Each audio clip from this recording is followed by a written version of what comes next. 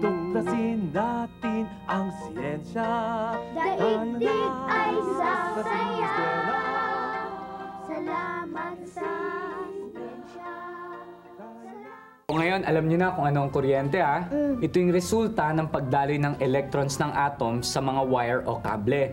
Alam niyo ba na yung pagdaloy ng kuryente o yung electric current, depende yun sa electrical charge. Kapag magkakapareho yung charges, naghihiwalay sila.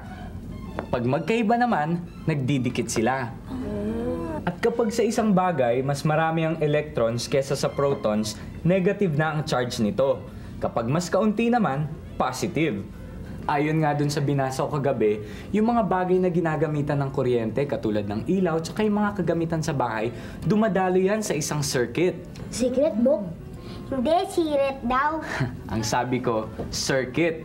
Circuit. Alam nyo ba na ang circuit ay binubuo ng tatlong bahagi? O, ito Una, yung power source.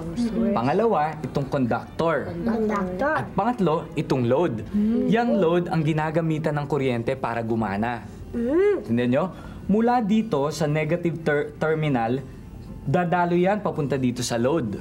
Tapos mula sa load, dadalo yan papunta dito sa positive terminal. Dalawang linya, tatandaan nyo. Isa para sa negative at isa para sa positive. Kailangan buo yung circuit para gumana yung ilaw. Bok, subukan mo nga. O, tingnan nyo Yun. Oh. Maandar. Tuklasin natin ang siyensya. Daigdig ay sasaya.